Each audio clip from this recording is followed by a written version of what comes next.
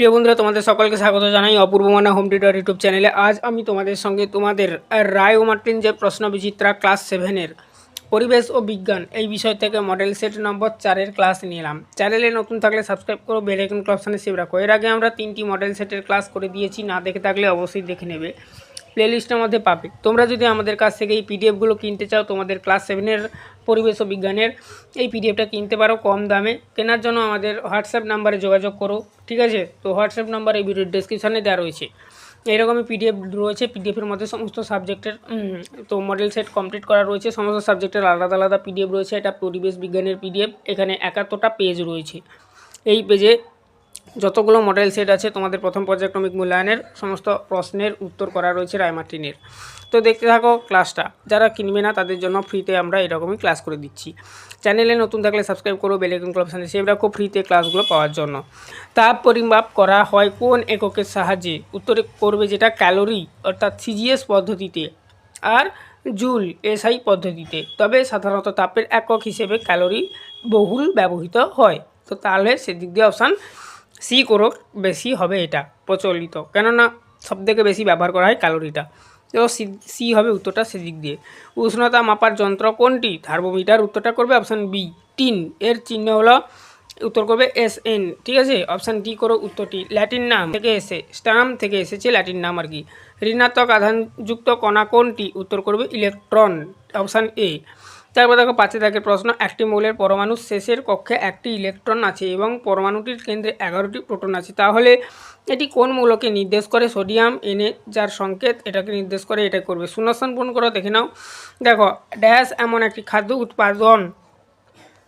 উপাদান আর কি যা থেকে শক্তি পাওয়া যায় না। উত্তর করবে ভিটামিন বা খনিজ লবণ বা জল, এটা যে কোনো একটা করতে পারো। জলে গুলে যায় এমন একটি ভিটামিনের নাম ভিটামিন বি কমপ্লেক্স, ঠিক আছে? বা ভিটামিন সি কমপ্লেক্সও হবে, যে কোনো একটা করতে পারো। মানুষের লোহিত রক্তকণিকায় ড্যাশ প্রোটিন থাকে? হিমোগ্লোবিন।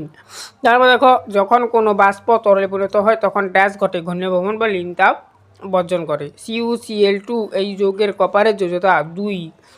বাম স্তম্ভের সাথে ডান স্তম্ভ মেলাও বলা রয়েছে। ছবিতে দেখো এখানে বলা রয়েছে বাম স্তম্ভ ডান স্তম্ভ। তথ্য: তাপ, তাপমাত্রা, স্ফুটনাঙ্ক, গলন, ভৌত পরিবেশ। উত্তরটা করবে। কোরেটিন, মায়োলিন আর লিপিড আর হচ্ছে কোলাজেন, প্রোটিন ও অন্যান্য খাদ্য উপাদান।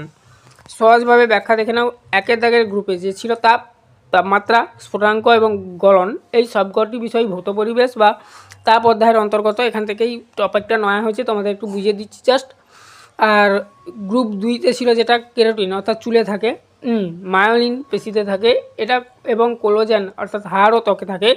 এগুলি হলো বিভিন্ন ধরনের প্রোটিন ও মানুষের খাদ্য। এই অধ্যায়ের মূল আলোচনার বিষয় থেকে নেওয়া হয়েছে আর কি। এবারে দেখো 4 দাগে প্রতিটি প্রশ্নের মান 1 করে সংক্ষিপ্ত উত্তর দাও, যে সমস্ত প্রশ্নগুলো। দেখো তাপমাত্রা মাপক ফ্যারেনহাইট স্কেলের ঊর্ধ্ব স্থিরাঙ্কের মান কত? উত্তর করবে 212 ডিগ্রি ফ্যারেনহাইট। তারপর দেখো একটি ক্লিনিক্যাল থার্মোমিটার 90 ডিগ্রি ফ্যারেনহাইট থেকে 107 ডিগ্রি ফ্যারেনহাইট ফুটন্ত জলে ডোবালে থার্মোমিটারের পাঠ কত হবে?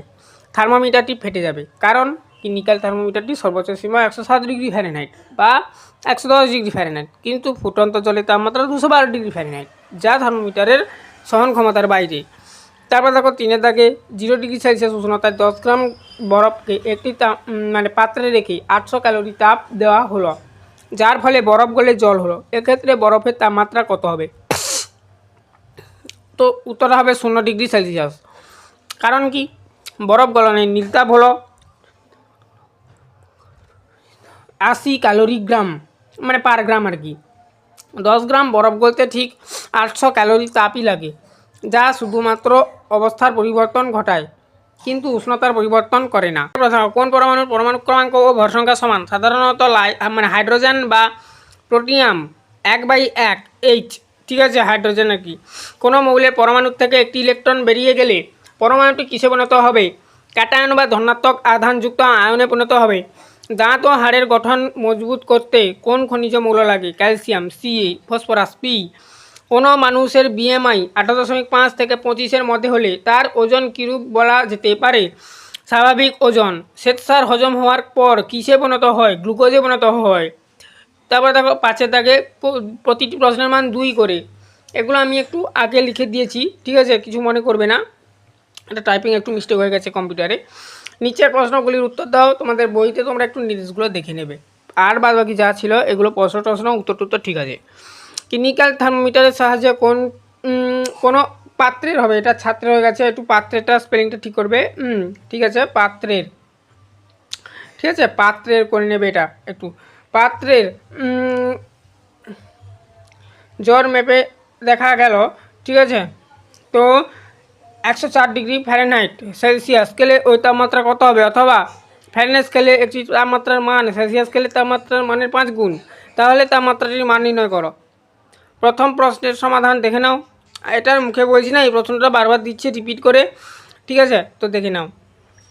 তারপর দেখো, জল দিয়ে ঘর মোছার পর মেঝে ঠান্ডা হয় কেন, অথবা সাধারণ জলের মধ্যে বরফ দিলে জল ঠান্ডা হয় কেন। দেখো প্রথমের প্রশ্নের উত্তরটা, জল দিয়ে ঘর মোছার পর মেঝেতে লেগে থাকা জল বাষ্পীভূত হওয়ার জন্য প্রয়োজনীয় নীল তাপ মেঝে থেকে সংগ্রহ হয়, ফলে মেঝের তাপ হারিয়ে ঠান্ডা হয়ে যায়। তারপরে দেখো নেক্সট, ক্যালসিয়াম কার্বনেটকে তাপ দিয়ে এটি ক্যালসিয়াম অক্সাইড ও কার্বন ডাইঅক্সাইড উৎপন্ন করে ওই বস্তুটিকে রাসায়নিক বিক্রিয়ার সাহায্যে প্রকাশ করো এবং কোনটি বিক্রিয়াক পদার্থ লেখো। উত্তর করবে রাসায়নিক সমীকরণটি হলো CaCO3। এবার দেখো বিক্রিয়া করছে CaO প্লাস CaO হচ্ছে উৎপন্ন, এখানে বিক্রিয়াক পদার্থটি হলো ক্যালসিয়াম কার্বনেট CaCO3।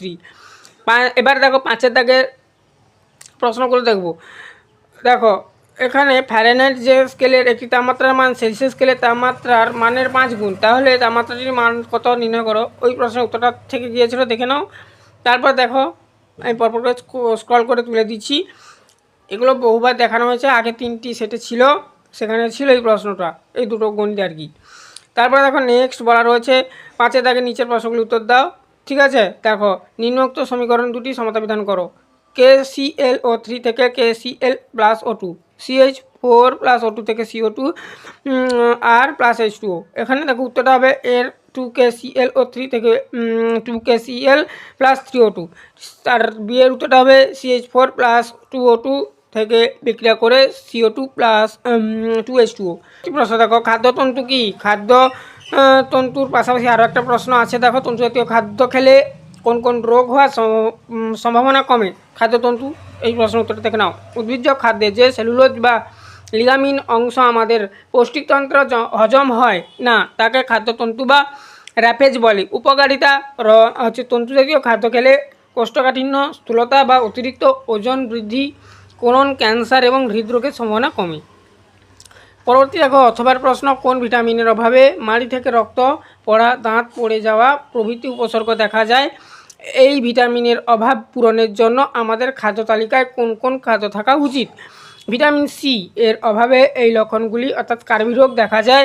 খাদ্য তালিকায় অর্থাৎ ভিটামিন সি এর অভাব পূরণের জন্য আমলকি, লেবু, পাতিলেবু, কমলালেবু, পেয়ারা, টমেটো, কাঁচা লঙ্কা খাদ্য তালিকায় রাখা উচিত।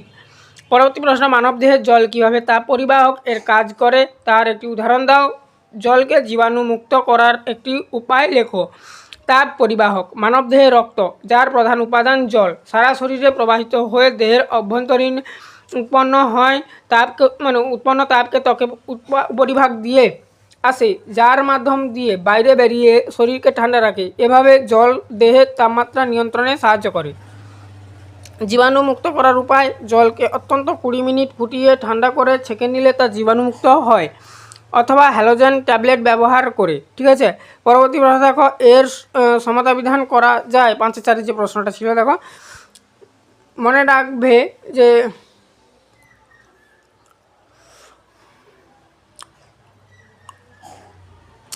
তো এই ছিল তোমাদের সমস্ত প্রশ্ন, তার উত্তর। পরের দিন মডেল সেট 5 নিয়ে আলোচনা করব তোমাদের সঙ্গে।